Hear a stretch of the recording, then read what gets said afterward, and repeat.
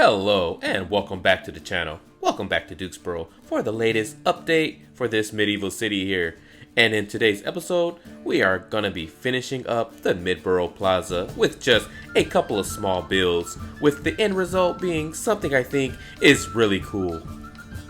And so, here we are back in the center of Midbrough, and as you recall, we finished off this section of the build here within the last couple of episodes. And so now, moving forward, we are just going to be continuing adding in a few more buildings to the plaza here, filling it in just a bit. And here, we'll have the city's main bakery. And then making our way over to this area here, we have the cobbler or shoemaker's shop. And now, these buildings will be the main focus of today's build, as well as we'll be adding in a platform here with a large stone torch beacon kind of thing, very similar to what we already have in the Westboro markets in the center here. And then we'll also be adding in a handful of stalls all around the plaza as well. All done, of course, alongside a reading of the lore. And now, the lore will be more so focused on the Midbrough Plaza as a whole, rather than just one particular build within the plaza. So that's what I have planned for today, and I appreciate you guys for joining and being here. So let's jump into the build and get started. The Midbrough Plaza, home to many of Dukesbrough's middle to upper middle class citizens, with many owning their own homes and running their own trade and businesses. The name Midbrough derives from the middle and the middle class that mostly would come to occupy the district, but also the fact that this section of the city is located center in the heart of Dukesbrough. In earlier times of the city's development, the district was referred to and also considered as part of Westboro. But due to the higher property tax and stricter regulations imposed upon anyone wanting to build near and around the town hall building, made it only possible for the wealthy and rich merchants and tradesmen to be able to afford to build there, which many of these people would bring in lucrative and skilled trades such as tailoring, shoemaking, and the jeweler, along with other artisan shops such as the bakery and the bookstore, just to name a few, which would come to be frequented by patrons with a desire for the higher quality and standard of goods that could be provided, and which would go to contribute in playing a key role in the economical growth and commerce of the district, not wanting to be considered as part of what they thought as the lowly Westboro population. Eventually, with the Lord's blessing, the council committee would motion to have this section of the city sanctioned and renamed to Midbrough, which came as a very welcoming decision felt by the upper middle class who lived there. Midbrough Plaza would become a hub for many day-to-day activities and procedures, such as shopping and bartering, legal proceedings and town hall meetings, to even public executions, as well as the Elm House charity handing out its weekly alms to the needy, which many of the Midbrough residents would have a great disdain for.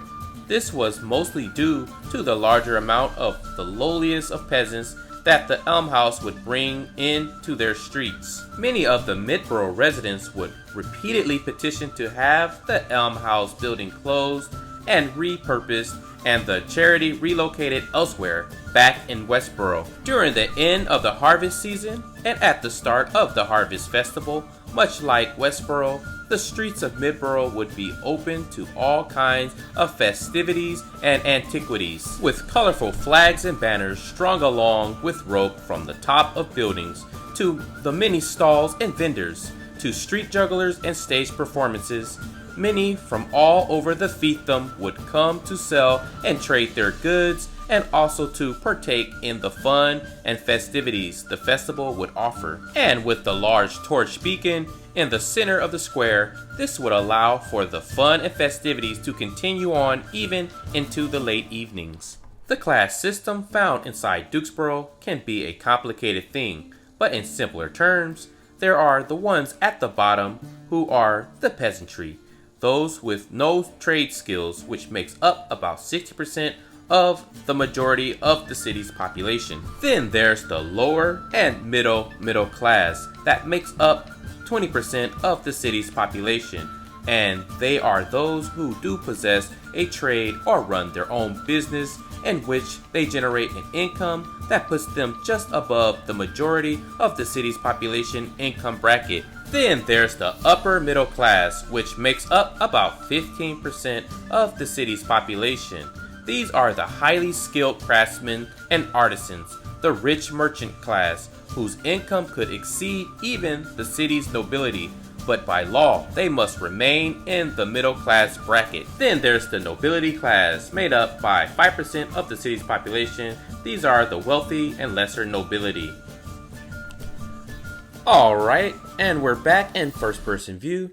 And real quick, before we get started with the tour, I'm just gonna go ahead and give you guys a quick little pan around view of the plaza here, just to kind of check things out from this point here. And I think it all came together really nicely and really well.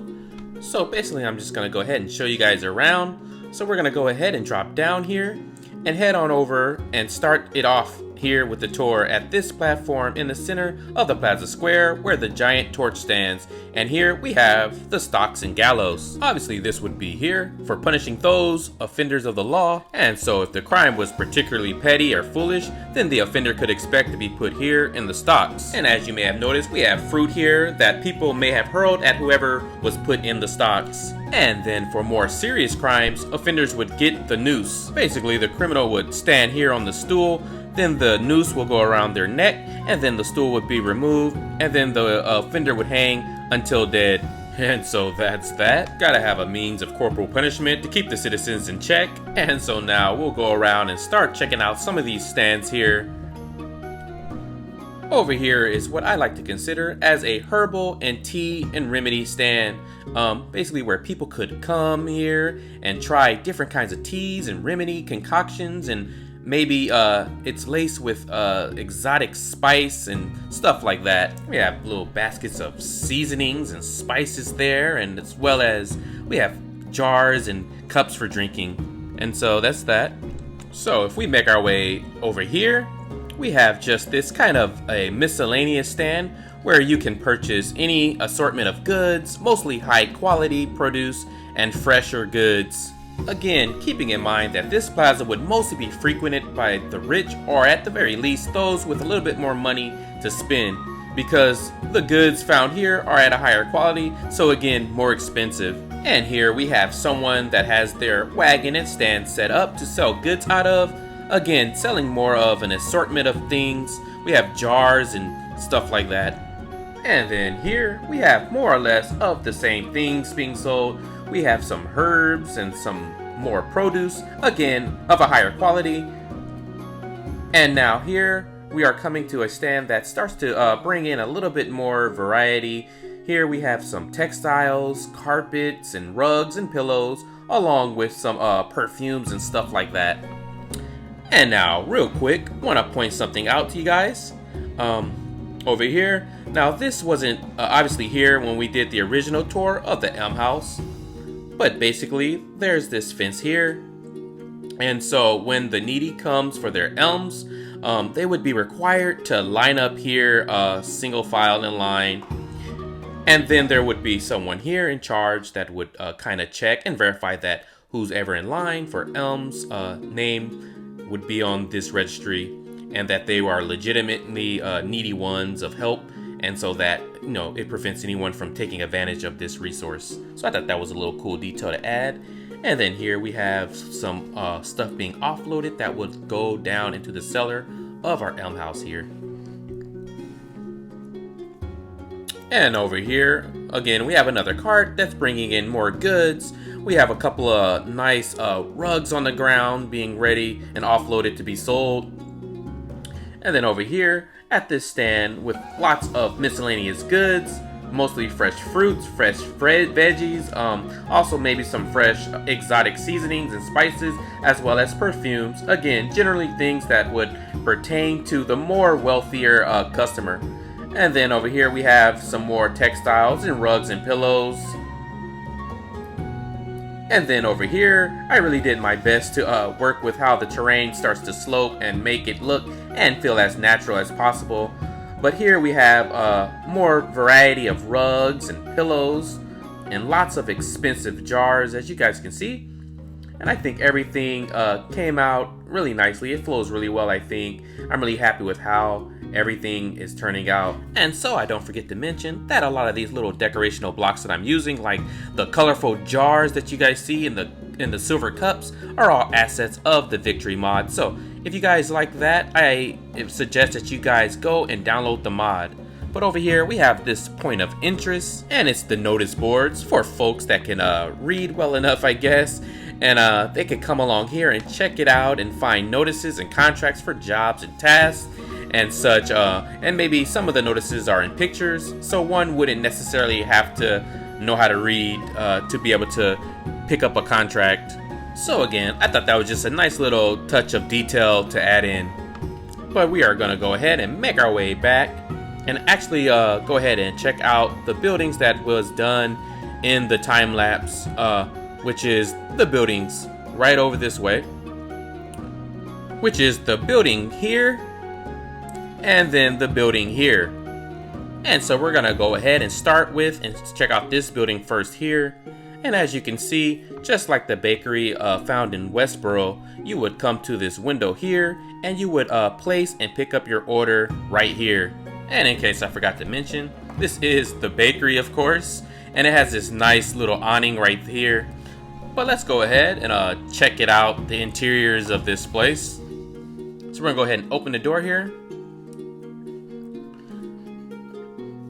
And now stepping inside, as you guys notice, and if you guys remember from the bakery in Westborough, now this bakery's a lot bigger, more than twice the size. And that's again because this is the main bakery where the majority of the people would probably come for bread and to fulfill like orders for maybe large parties or gatherings they may be having. And now this bakery is famous or renowned for a special food that it makes, and it's very similar to what we have. It's known as a coleche, where it's a bun with a sausage inside of it, and they're really delicious. And so as you can see, we have sausages hanging around, and so the baker is hard at work making plenty of that particular food, as well as other types of bread. As you can see, he has his station here where he's preparing the dough and stuff like that.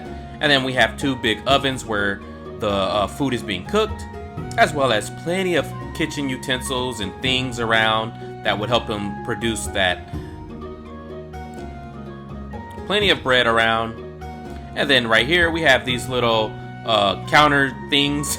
Another Victory mod asset. I really love using these. It looks really cool.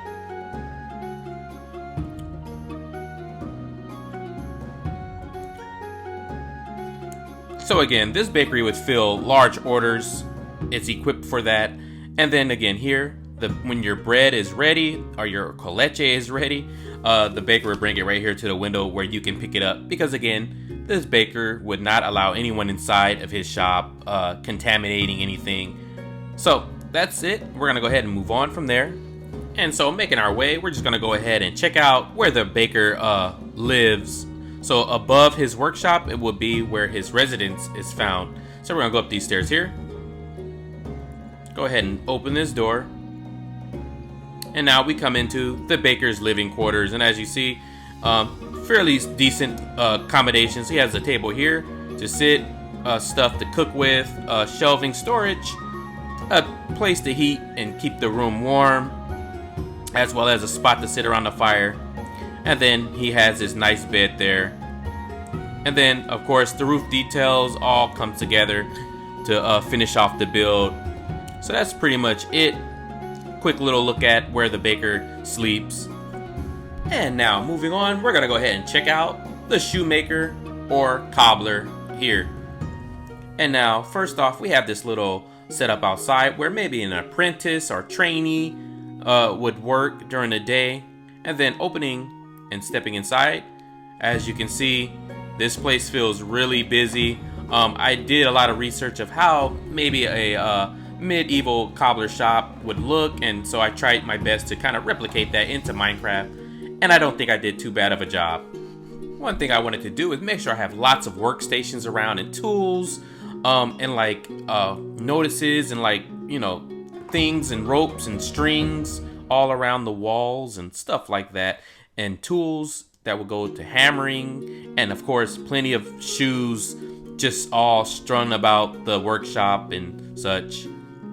And so again, it all came together real nicely. I think I feel like I'm inside of a cobbler shop, I should say. You know, it really feels busy, and you can kind of imagine a cobbler just kind of fixing or repairing and, you know, making shoes for people. But moving on through here, we do have this little back area, but we're gonna go ahead and head up the stairs here. And here we have where our cobbler's family lives and where they dwell when it's time to retire for the day. So we have a couple of beds here.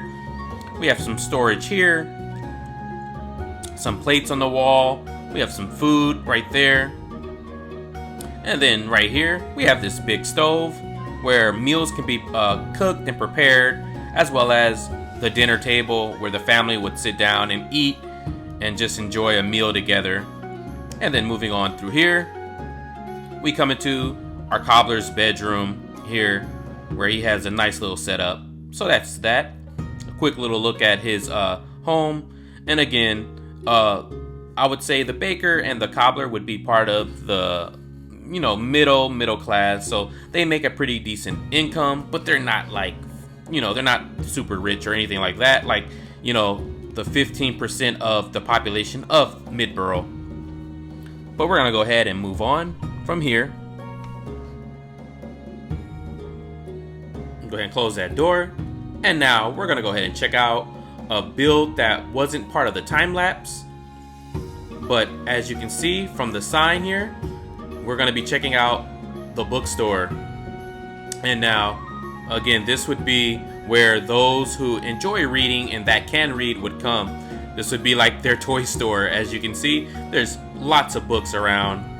And again, this would be a very expensive hobby for those. Again, books would not be cheap to buy and to purchase. But just looking around the room, it has nice vibes. As you see, we have a nice fireplace in the center of the room there,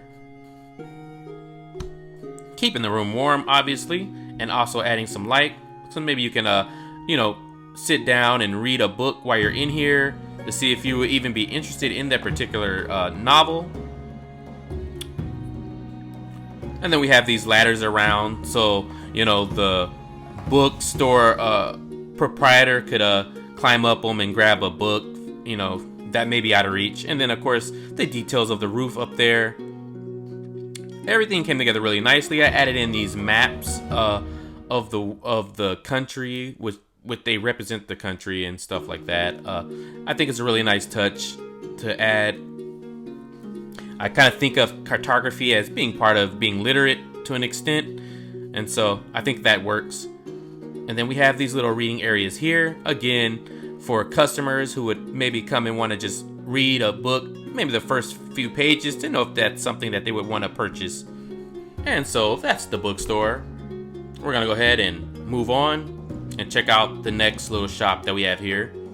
And so moving on, looking up, we come to the next shop, and as you see, we have a little bag as the symbol.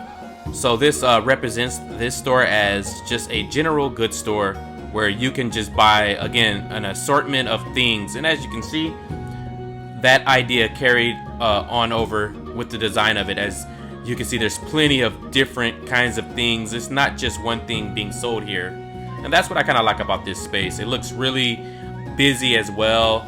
Like if you were to come here, you can pretty much find just about anything that you would want to buy. We have some jars there. We have maybe some perfumes and some more seasonings here. Again, these are Victory Mod asset blocks right here that I'm using. Really cool. Rope on a wall, as well as we have wagon wheels up there. Maybe you need to replace a wagon wheel. And so, again, if they don't have it here, then they would maybe order it for you, and then, you know, you would come here and pick it up when they came to the store. And then up here we have a bird cage with a bird in it that you can probably purchase if that's what you're looking for. So again, we just have lots of different things, all kinds of things. We have some kitchen utensils there, as well as a pitchfork. And then we even sell some swords here. You can buy a sword if that's what you're in the market for as well. Again, if they don't have it at the store and you want it, they could acquire it for you and then sell it to you with, of course, a marked up percentage, kind of like a finder's fee. So that's that. So now, I didn't really have this planned, but we're gonna go ahead and take a sneak peek at their living quarters. So we're gonna go through this door here. Now, I didn't get around to finishing this completely, but we'll just take a peek in. So here we just have basically their living area where they would cook. As you see, we have some tables and a place for them to eat, and you know, that's pretty much it. And then we would go through here to get to the top floors, but you know, we're not gonna go up there. But I just thought I'd just show you guys that little bit of snippet. But that's pretty much it, you guys. That's the episode for today. And once again, I thank you guys for joining me and watching. And so, that was Midbrough Plaza Square. Most of the buildings here still need some finishing up a bit, but as far as this video goes and your guys is concerned, this portion of the city is complete. But I will say, though, as I continue to work on this project, I will be going back and adding in little details and little things here and there that I feel that would improve and make it look a little better. So technically, it's actually not even finished in that sense. But in the next video, we're going to be heading right back to Westborough to do some more building work over there. And guys, what I'm able to do is really cool, and I'm really excited to show you guys what I've been working on. So I would love if you join me back for that episode. So please don't forget to subscribe and like the video. And until next time, I bid you a farewell.